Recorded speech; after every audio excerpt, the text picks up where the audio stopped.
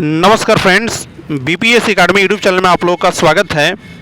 आज की वीडियो में हम बात करने वाले हैं बिहार एसएससी सीजीएल 2023 का जो आज एग्ज़ाम हुआ है 5 मार्च को री एग्ज़ाम, इसके सभी 75 जीके और साइंस के क्वेश्चन। और यहाँ पे जितने भी क्वेश्चन दिए गए हैं फ्रेंड, सारे क्वेश्चन रियल हैं। जो भी एग्ज़ाम देकर के आए हैं वो एक बार ज़रूर कन्फर्म कीजिएगा कि क्या ये क्वेश्चन रियल है या नहीं है। सारे क्वेश्चन सही मिलेंगे और सभी क्वेश्चन का आंसर मैंने गूगल से चेक किया है, तो ऑलमोस्ट आंसर है वो आपको सही मिलेगा। कि अगर किसी क्वेश्चन में अगर आपको डाउट लगता है तो आप कमेंट कर सकते हैं। इसके बाद एक वीडियो और आएगा जिसमें हम पूरे 150 क्वेश्चन को कवर करेंगे।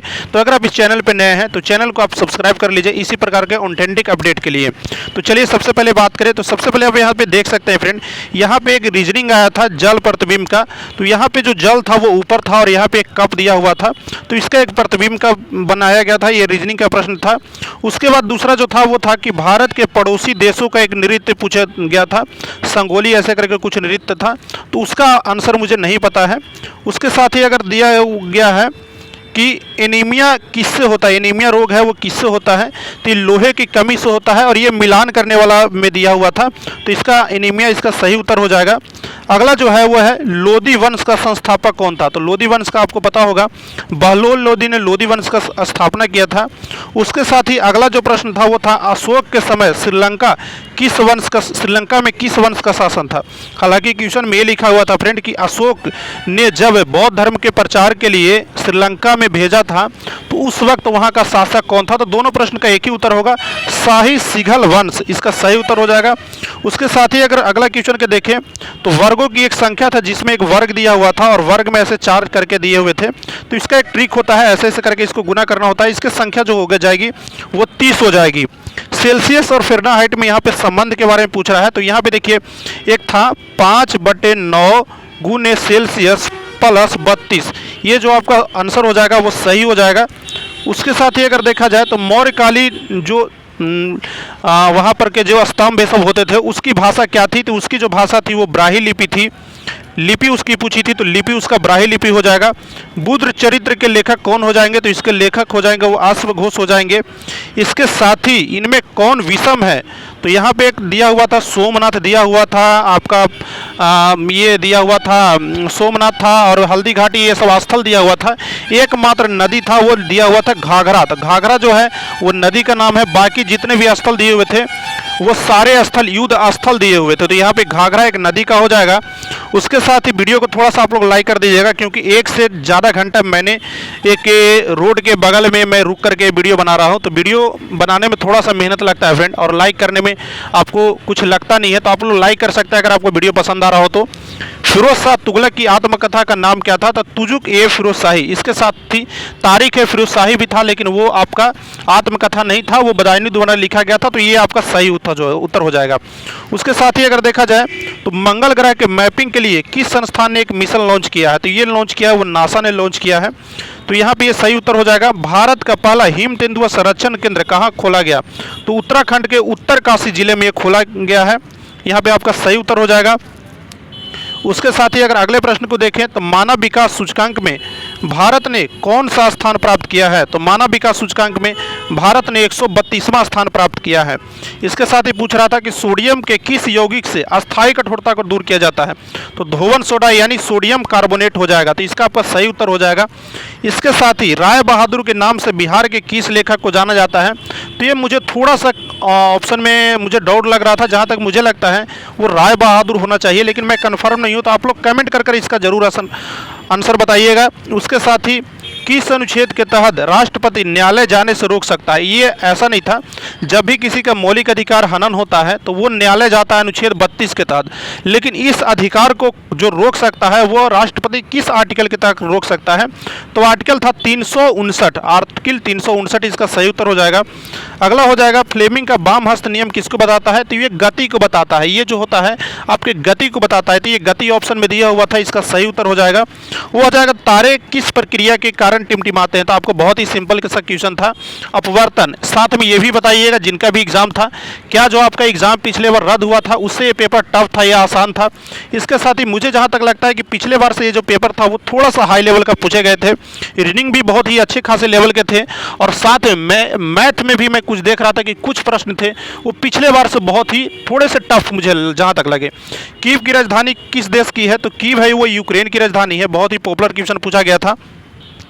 इसके साथ ही अगर बात करें फ्रेंड, तो एफडीआई प्राप्तकर्ताओं में भारत का कौन सा स्थान है, तो यहाँ पे आपको बहुत सारे लोग पहला लगाए होंगे, बहुत सारे लोग दसवां लगाए होंगे, लेकिन यहाँ पर मुझे जहाँ तक लगता है कि सातवां इसका सही स्थान उत्तर हो जाएगा 2022 के अनुसार से।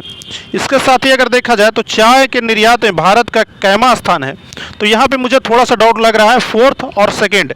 हालांकि गूगल पे मैंने चेक किया था तो फोर्थ कहीं कहीं पे दिख रहा था और कहीं कहीं पे यहाँ पे आपको सेकेंड भी दिख रहा है। तो मेरे अनुसार से जो मोस्ट प्रोबेबिलिटी जो आंसर होना चाहिए 4 होना चाहिए, लेकिन अगर किसी ने सेकेंड भी लगाया है तो थोड़ा सा आप लोग गूगल करके इसको चेक कर सकते हैं।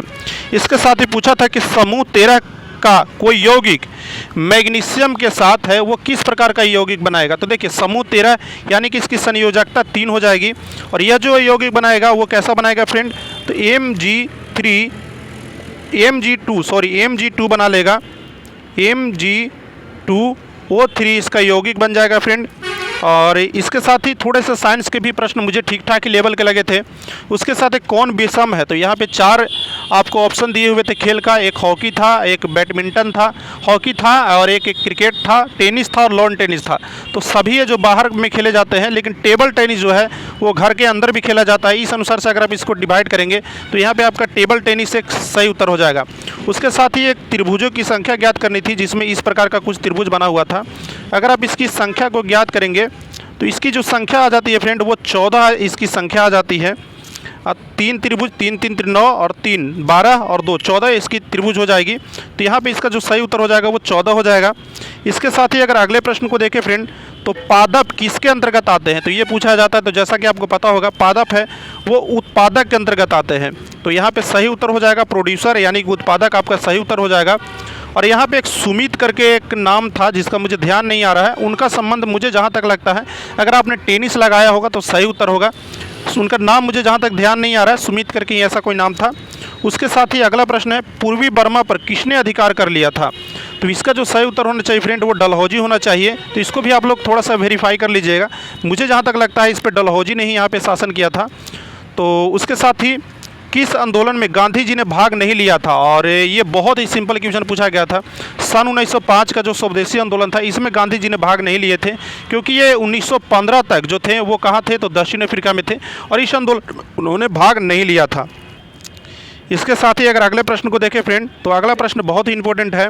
अगला प्रश्न है राष्ट्रपति के महाभियोग के आरोप पत्र पर सदन के कितने लोगों का हस्ताक्षर होना चाहिए, तो इसका सही उत्तर हो जाएगा 1/4। बहुत सारे लोग होंगे वो 2/3 भी लगाए होंगे, लेकिन इसका जो सही उत्तर 2/3 नहीं होगा, क्योंकि 2/3 से पारित किया जाता है। इसका जो आरोप पत्र होता है उस पर 1/4 सदस्यों का होता है, उसके बाद 2/3 से इसको पारित किया जाता है। तो यहाँ पे सही उत्तर 1/4 होगा। उसके साथ ही अगर देखा जाए तो किस देश में प्रति व्यक्ति आय सबसे अधिक है, तो बहुत सारे लोग बांग्लादेश, मालदीव और एक मलेशिया था। तो यहाँ पे जो सबसे ज़्यादा हो जाएगा वो मालदीव का हो जाएगा। इसका करीब $16,000 के अप्रॉक्स इसका प्रति व्यक्ति आय है फ्रेंड। और वहीं पर अगर बांग्लादेश की बात करें तो उसका करीब $2700 के अप्रॉक्स है। मॉरिशस का करीब $9,000 के अप्रॉक्स है। तो यहाँ पर जो सही उत्तर हो जाएगा वो मालदीव हो जाएगा। बांग्ला भाषा किस लिपि में लिखी जाती है, तो बांग्ला जो भाषा लिखी जाती है फ्रेंड इसका बहुत सारा आपको ऑप्शन दिया हुआ था। तो यहाँ पे मुझे जहाँ तक लिखा जाता है ब्राही का एक उपखंड है, पूर्वी नागरी जो लिपि है उसके द्वारा बांग्ला लिपि की उत्पत्ति हुई थी। तो यहाँ पे पूर्वी नागरी हो जाएगा। तो यहाँ पे ये सही उत्तर हो जाएगा। उसके साथ ही शांति की मूर्ति कहाँ स्थापित की गई है, तो एक राजस्थान का स्तर दिया हुआ था, वल्लभ पंत करके एक संस्थान है राजस्थान में, और यहाँ पे जो है वो शांति की मूर्ति स्थापित की गई है। तो यहाँ पे मैंने जितने भी मेरे पास प्रश्न आए थे ऑलमोस्ट मैंने सारे साइंस और जीके के प्रश्न को कवर किया। इसके साथ ही जितने भी मेरे पास प्रश्न आते हैं मैं कोशिश करूँगा फ्रेंड जल्द से जल्द कवर करने का। तो वीडियो आपको कैसा लगा आप हमें ज़रूर बताइएगा। जैसे ही 150 क्वेश्चन आता है हम आपको सबसे पहले यूट्यूब पे अपडेट देंगे। अगर किसी भी क्वेश्चन पे आपको डाउट होता है तो वो भी कमेंट कीजिएगा, निश्चित तौर पे मैं पुनः उस क्वेश्चन को रिव्यू करके आपको कमेंट में जवाब जरूर से जरूर दे दूंगा। तो बस चैनल को सब्सक्राइब कर लीजिए इसी प्रकार की वीडियो के लिए। टेक केयर, धन्यवाद, बेस्ट ऑफ लक। और साथ में ये भी बताइएगा फ्रेंड कि आपने कितना अटेम्प्ट किया है, क्योंकि बहुत सारे लोगों का इससे ये पता चलेगा कि मैंने कितना अटेम्प्ट किया है और उन लोगों ने कितना अटेम्प्ट किया, तो एक तरह से एवरेज पता चल जाएगा। तो बस आज के लिए इतना ही, मिलते हैं किसी और वीडियो में। टेक केयर, धन्यवाद, बेस्ट ऑफ लक।